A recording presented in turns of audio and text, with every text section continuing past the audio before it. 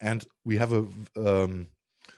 we had a nice talk before the show about about the position of Nina Turner in this, and this is also very interesting. Okay, please let's start with the interview she gave at Rising with Crystal Ball. Do you think that using tools like being willing to withhold your vote for Speaker of the House Nancy Pelosi should be on the table? All tools should be on the table, Crystal, and I definitely lean to the wisdom of my colleagues who are. When it comes to the level of suffering that people are feeling, I mean, real pain, eviction, being food insecure. People in my district experience that just like other people all across this country. This is real. This is no time to really to play games. This is time to use the full force and weight of the people's power to serve them.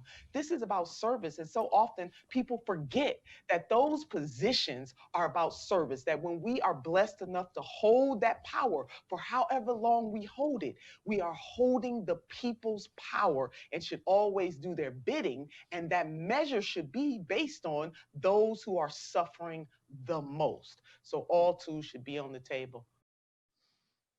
All right. Okay. Okay, let's take my take first, and then we run the second video, and then I think Amos will take over. I think she clearly she's not in the position yet to tell people in the House what to do because she's not elected yet. But she, in my opinion, she clearly hints what they should do, and they should remember who they serve, right? And if I combine this with her last line in which she says all tools are on the table, it is clearly, I think it's clearly a sign for me in the direction that force the vote should be executed. And now I think we should run the second clip, and let's hear what Amos has to say. Progressives are standing in that ready position to help to deliver an America as good as it's promised. So whether it's now or soon, and that's why I'm trying not to second guess them, because I don't know what's going into their thinking. I don't want people to give up on them just because they might not necessarily be answering that call right this minute. There's still time to push neoliberals and more moderates to do the right thing. And when the Progressive Caucus decides to do that, we must ready ourselves to know that when you make a demand, there has to be a consequence to that demand. And I think that's what people out on the activist side is saying: make the demand and then make sure that there's a consequence for it. God, I don't even necessarily want to say be patient, because, even Reverend Dr. Martin Luther King Jr. said wait almost means never. It's just I'm trying to be strategic in what I'm saying, not in terms of being misinterpreted, but just because I have served inside bodies before. And a lot of times what people think they know, they don't really know. That's why I'm trying to just kind of be a little more open to what may or may not be happening. But there is going to come a point. To answer your question directly, I have proven myself to bump against even county reform in Cuyahoga County in Bridget. I don't even know if you remember that or not, but that was something that the Democratic Party did not support. We had corruption in Cuyahoga County at the hands of Democrats, and the people wanted to see something different. And I bumped up against the party. I bumped up against even leaders in the Black community on this, and the issue passed. So that is by way of example. I do not shrink from standing up when I think is right and good, what I think is in the best interest of people. And that will not change if or when, I want to say when I get to Congress. But I do want people that just have a little more mercy, not necessarily wait in the sense of you need to wait a long time, but just to have a little more patience. And let's see what's going to happen moving forward. But the reason why we need activists out there is to push elected officials. That's what we need. We need the grassroots making the demand, and that is exactly what people are out there doing. But yes, you got to bump up against leadership, not because you bump up against because you want something better. Imagine, let me just give this example. Imagine if Black folks, our ancestors, didn't bump up against the damn system, we wouldn't be free. So for people who say go along to get along or stay with the status quo or be patient or wait, no, some things you can't wait for. Yeah, well, so that's an interesting point here, and that's that people who are in this position may know some stuff that we don't necessarily know. Logically, if I was to judge whether this is the moment to do forced Medicare for all bill, I would say yes. There's no better time. This is the time, and this is how we build a movement. This is how we build political capital, not how to spend it. And this is how we keep the momentum of progressives going. If they have other information, and what gives me pause is that none of the progressives yet has picked up on that, and I don't think all of the progressives that are in Congress are not progressives or sellouts or whatever people like Jimmy Dore are claiming. I don't think that's the case. I've followed them. I know what they're saying. I know what Bernie's saying. I see how he's fighting on other fronts. I don't think these are people who are pretend progressives. So that's the only thing that gives me pause. But I think that it's still from perspective of what the public should support. I think we should push for a forced vote on up and down on Medicare for all. Yeah. Okay. My take from this is which seems to be a little defendant of the House representatives. Of course, Nina Turner, and we know her, and of course we love her for trying this. She is trying to keep the movement unique together, and she doesn't want that the progressive movement gets split up over this. But you can also see how she is torn from one side to the other side. I'm pretty sure that in the background there are talks in which she contacted people and said and told them, because she said this repeatedly, that the people should know who are they serving for. And I think it's a clear hint. She cannot use the direct language at this point, I think, because, as I said, she's in the first place not elected yet, and she doesn't want to take over the new mama bear role. I think in the House once she's elected into it, but of course she will influence it. But I think if you look back at the history, the achievements, and of also what the achievements for the Black community concerns, there was always a certain amount of force in it. I don't know. I'm not meaning violent force, but there was, in every movement there was a push, and in every movement there came the point where in the most cases the elected representative kind of cave in, that they had no other choice to follow the will of the people. So you got to push for this, and if you need to scream from the top of your lungs for justice, for Medicare for all, there is no one who should blame you for this. There was a post on one of our videos. We were talking about this. There was someone addressing that she was in general for Medicare for all, but she said that Jimmy would destroy this, and she hated Jimmy anyway. And that's the point where we should leave the discussion, because it is not the messenger, it is the message, and the message was clearly taken out. Look at the videos of Joy Marie Mann, look at the videos of Charles Denoyer, look at Amy Villella, look what Jimmy Dore said, ask all the people in your neighborhood maybe who are confronted with this situation, how they are feeling, how they are doing. And it makes even more it doesn't make even more sense to oppose this if you look at the statistics, which say that nearly 60% of the American families have someone in the family with precondary how is it called, Existing conditions. pre-existing conditions. 60% of the families are already confronted with this problem. Yeah. So everyone knows someone who has to pay horrendous amounts of money for medication you can get in other countries for much lower prices. You cannot accept this anymore.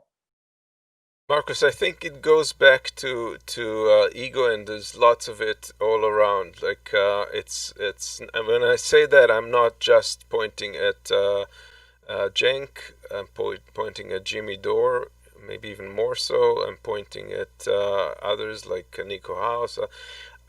Ego, unfortunately, is spoiling the broth, and they're like taking positions that are just oppositionary or aggressive for the point of it. There's no strategy in it. They're not achieving anything by alienating people, and the example is clear when Cenk is talking about Jimmy Dore getting rich off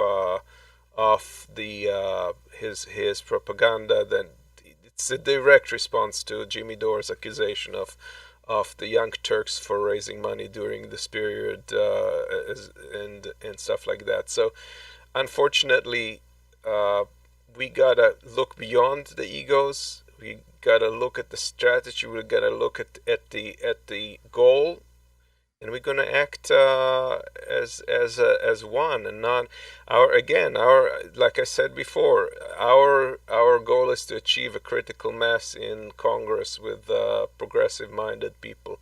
There's no pure progressive. There's progressive-minded, and the more people you have on that scale to push down on these policies, that the better we are. So. Yes, I don't think those are fake progressives, Kevin. I think they're progressive. They may different strategy. They may consider things that we may not know. They may be on the wrong. They may think strategically wrong, but nevertheless, I don't think they're fake. We've seen them run. We've seen them act in other situations, and you have to look at the whole picture, not just. Okay, from what we are seeing so far, I got to address this, because the accusation, against Jimmy Dore that he would get rich over it. I can tell you something, if what Jimmy Dore initiated with Force the Vote brings Medicare for all, I give a fuck how many millions he makes. Yeah, it doesn't matter at all. My point was that they're both making counter accusations against each other on personal ego level, not. I know, and I said it before. It doesn't matter who the messenger is. You can completely exclude it. Just listen to the people. Listen to Joy Marie. Listen to Scott. Listen to all of them. Yeah, it doesn't matter what Jimmy. Yeah. Well, if you don't like Jimmy Dore, it doesn't matter. It is the time. The time must be now for you. And I'm sitting here in Germany, and I'm crying tears, seeing what's going on over there, and there are people in America who are trying to appease this, and this is why I don't like Cenk Uygur. I don't like his message. He is completely wrong. And the problem is, and I talked with this with my girlfriend the last night. I think the real problem is, if you compare the situation here in Germany, someone would come up and say, "Okay, from tomorrow on, we are reintroducing the American healthcare system." Can you imagine what would be going on here? We would start a rebellion, a revolution. And the problem is that you in America never experienced what it means to have something like Medicare for all. That's the problem. Once you have enjoyed this or have had it, you would never ever give it away. Never ever. And this is why you got to finally 2021. The time is now. and no appeasement policy. I say it again. They must feel the pressure. They must feel the pressure. I'm sorry, I see it differently than you, Amos. At this point. Yeah, You know, I yeah. know that you also are pushing to force the vote, but I think it must happen vehemently. There must be no misunderstanding about what the people want. And the order, what they have to do in the House, must be clear now. Yeah, but I'm we sorry. don't achieve that by shooting in a circular firing squad. It's not going to get us there. Yes, and what did you achieve since 1883 in comparison to Well, Germany? that's what I don't want to brag about Germany. This is a completely different story, you know. But what happened in the past? In the past, the game was softball. Now let's play with real balls, because it is a thing which is only in favor of Americans. I don't understand those people who are voting against their own interests. This is crazy. Okay, well, Rose said, I'm so, since when? What did progressives achieve so far? Well, they haven't. They were not in position where they even could, because it was all in Republican hands up to now. But now is the real test. Now we're going to see whether they can figure out how to leverage their power, their relative power, to achieve popular goals. And again, we're like progressives are a minority in terms of progressives, in terms of voters, but their positions are not a minority. They're hugely popular. Both Medicare for all and other such things are definitely supported even by Republicans. So that's their power, not their relative numbers in Congress. And I think they can leverage that effectively, and we shall see. If not now, I don't know. We'll see very very soon where things are going in the upcoming Congress, in the new Congress. So yes, one we'll thing see. to mention is that if you are in the Washington area, we have they're organizing a 3-day protest starting today, tomorrow, and the day after, before the vote on Nancy Pelosi's speakership, starting at 9 a.m. each day at Spirit of Justice Park in Washington, D.C. So if you have friends who can make it, if you can make it, it's important. What I'm surprised that they have not advocated is calling your representatives. I think that is the most important thing that you can do now, is call their office, talk to a staffer if you can, or leave, even if you need to leave a message. They need to know that the numbers of people who are supporting this vote is significant, is real, and they basically figure out how many calls they get, and they make some sort of a calculation of what that means. And if you are really in favor of that, don't just talk, call. Yes, exactly. Yeah, we got to move them to get them moved.